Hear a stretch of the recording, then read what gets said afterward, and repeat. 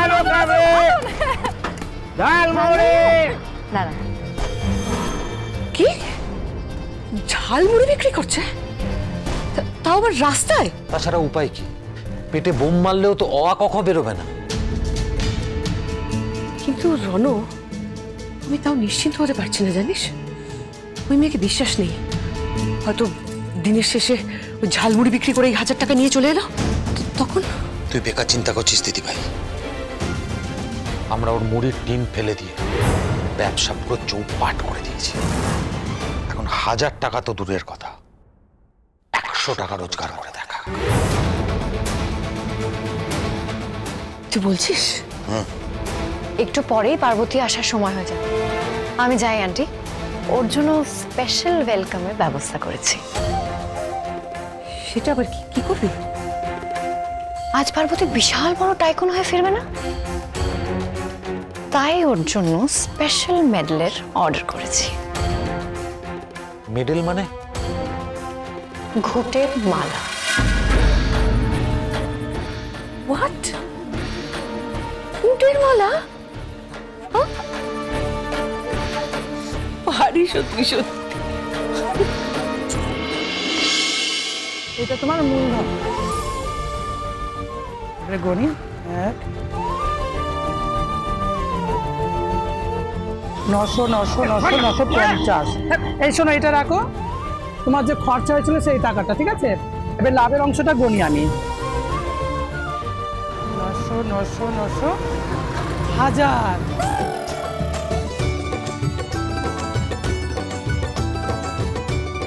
এই তো 1000 টাকা হয়ে গেছে।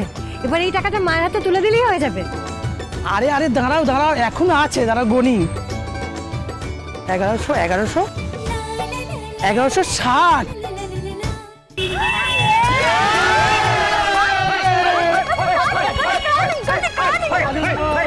যা কাণ্ড করে টাকাটা রোজগার হলো। আমি তো বললাম এই বুঝি সব নষ্ট হয়ে গেল। আর যারা এসেছিল পাজি বদমাইশ, থাক না ওদের কথা, পরে শুনবে না। তবে যা হয়েছে ভালোর জন্যই হয়েছে। কিন্তু তাও আজ তোমার সঙ্গে যা হলো, তা আমাকে হেভি টেনশন হচ্ছে। এতগুলো টাকা একসঙ্গে নিয়ে যাবে, রাস্তাঘাটে যা কিছু হয়ে যেতে পারে। হ্যাঁ ঠিকই তো। দরকার পড়ে তুমি আমাদের সঙ্গে যাবে। হ্যাঁ, সাবধানে মার নেই। না না, সেসব লাগবে না। তোমরা আমাকে নিয়ে তো চিন্তা করো না তো, আমি নিজেকে হেলথ ঠিক রাখতে পারি। কিন্তু কি? এই টাকাগুলোর মধ্যে থেকে 1000 টাকা মায়ের হাতে তুলে দেওয়ার পরও তো অনেকগুলো টাকা পড়ে থাকবে। সেগুলোর কি হবে? আরে কি আমার হবে? পার্টি হবে, পার্টি।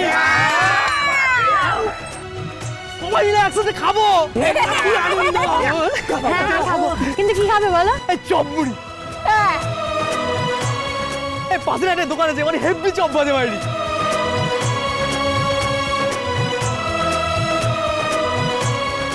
হ্যাঁ, সবাই মিলে একসাথে খাবো, কিন্তু তার আগে বন্ধু, তোমার মূলধনের টাকা তোমার কাছে রাখো। আশীর্বাদ করলাম বন্ধু, বিজয়ী ভব।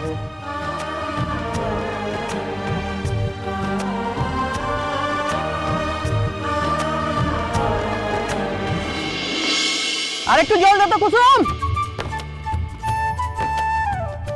আলুর চপ আছে?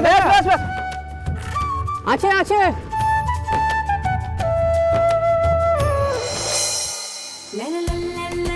চোর দাদা, তুমি? পার্বতী দিদি যে, কেমন আছো? চোর দাদা মানে? হ্যাঁ, চোর দাদা। আমি আগে চুরি করতাম, এই পার্বতী দিদি আমাকে সৎ পথে নিয়ে এসেছে।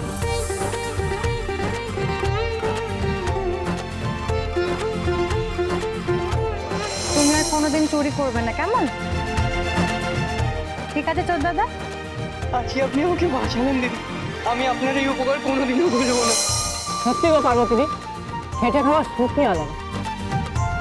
আজ আমাদেরও খেটে খাওয়ার পথ দেখিয়ে দিল পার্বতী। তাহলে আমরাও তো চুরি করি।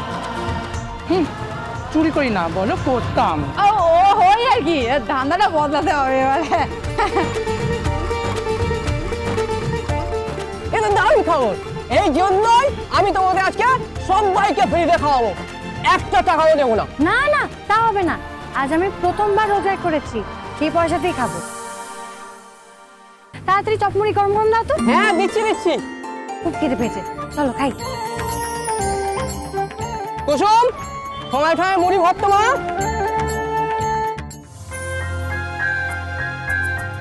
ও বুঝি তোমার মেয়ে? হ্যাঁ গো পার্বতী দিদি, মেয়েই বলতে পারো, এ আমাদের বাড়িতেই থাকে।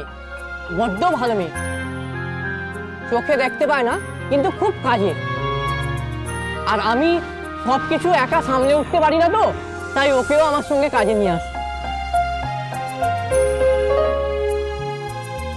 জানো পার্বতী, কুসুম না খুব ভালো র্যাপ গায়। র‍্যাপ? এটা আবার কি গো? কিরে কুসুম, চুপ করে বসে আছিস কেন? দিদিকে বুঝিয়ে বললা র্যাপটা কি? র‍্যাপ মানে হলো ছড়ার গান গো। তাহলে তো খুব গুণী মেয়ে গো। এই কুসুম, এই পার্বতী দিদির কথা তোকে কত বলেছি না? এই পার্বতী দিদিকে একটা গান গেয়ে শুনিয়ে দেব না? আমাদের পার্বতী অফিসার চায় হতি, দুপায়ে হাওয়ায় চটি, মুখে বলে বোম। আমাদের পার্বতী স্বামী সোহাগিনী অতি, ভালোবাসা পেতে প্রতি লড়ছে চরম। গ্রামের মেয়ে গাইয়া ভূত নয়, গ্রামের হাওয়াটা কোনো ভূত নয়। হয়তো হতে পারে তার উচ্চারণটা মজবুত নয়, তবু সে লড়ছে চরম। ভালোবাসা পেতে প্রতি স্বামী সোহাগিনী অতি, আমাদের পার্বতী মুখে বলে বোম। দুপায়ে হাওয়ায় চটি, অফিসার চায় হতি, আমাদের পার্বতী লড়ছে চরম।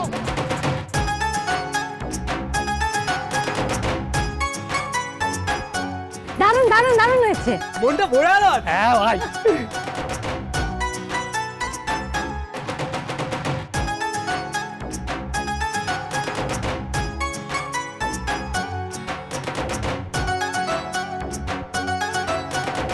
কেনা তো দাদা চপমুড়ির দাম। এবার আমি যাই, দোকান গোটাতে হবে যে। কচি কাঁচাগুলো আসার সময় হয়ে গেল। কচি কাঁচা মানে? ওই বস্তির কয়েকটা বাচ্চা আমার কাছে পড়ে। আমার 5 অবধি বিদ্যে দৌড়ে যতটুকু ওদের পড়ানো যায় সেটুকু আর কি। তাই আমিও পড়বো। এ বাবা, আমার স্কুল তো রাস্তায়। কোন জায়গায়? আরে ওইদিকে যে ল্যাম্প পোস্ট আছে না, ওর নিচে বসে। তাতে কি, আমিও আসবো তোমার স্কুলে। আমরা কেন বাদ থাকবো, আমরাও যাবো।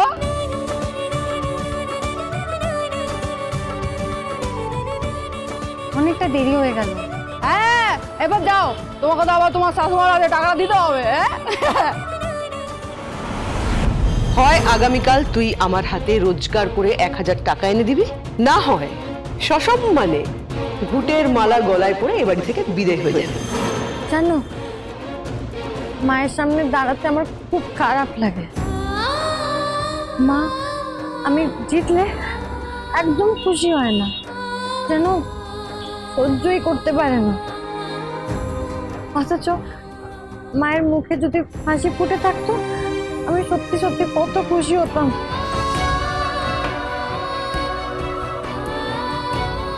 যাই হোক, আমি যাই এবার।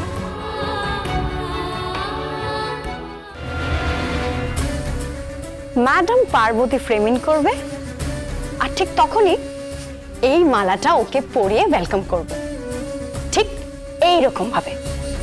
কি কেমন লাগবে? দারুণ হবে কিন্তু ব্যাপারটা। হ্যাঁ, এই সিনটা যা হবে না, আমি অলরেডি এক্সাইটেড। দিও। তোমরা সবাই হাসাহাসি করছোটা কি?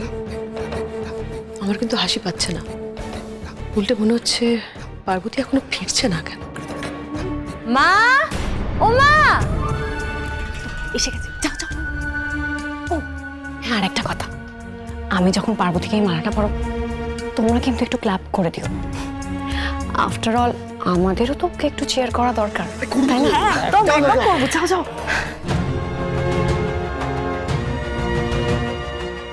এই না মা, 1000 টাকা।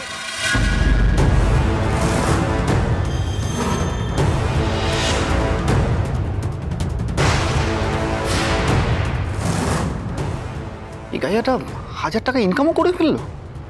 এটা কি করে সম্ভব? এই না,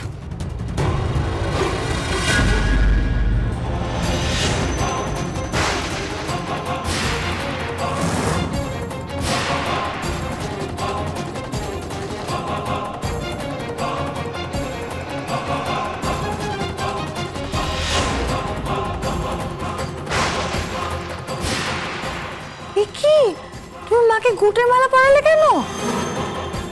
sorry sorry sorry aunty.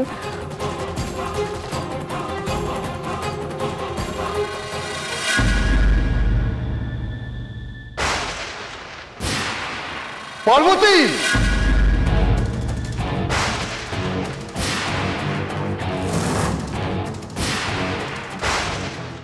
How dare you!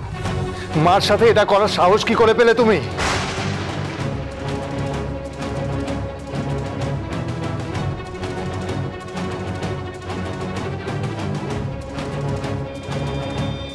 পার্বতীর তো বলে বাবা আছে, তাই তো দেবকে এখানে পাঠিয়ে দিয়েছে।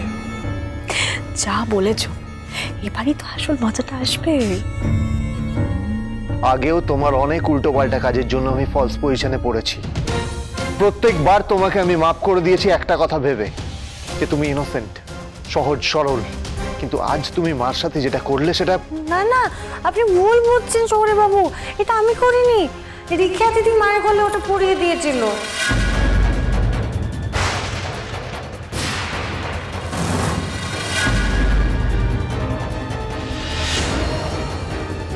কাজটা হয়ে গেছে, হয়ে গেছে। আর কোনো ভুল হবে না। এবার শুধু একবার প্ল্যানটা ঠিকঠাক ভাবে এক্সিকিউট হলেই এই আমার। বাবু আর রিক্তা দিদির মধ্যে সম্পর্ক আছে, সত্যিটা আমাকে জানতেই হবে। তোমার গুণধর ছেলের কীর্তিটা শুধু দেখো দেখো।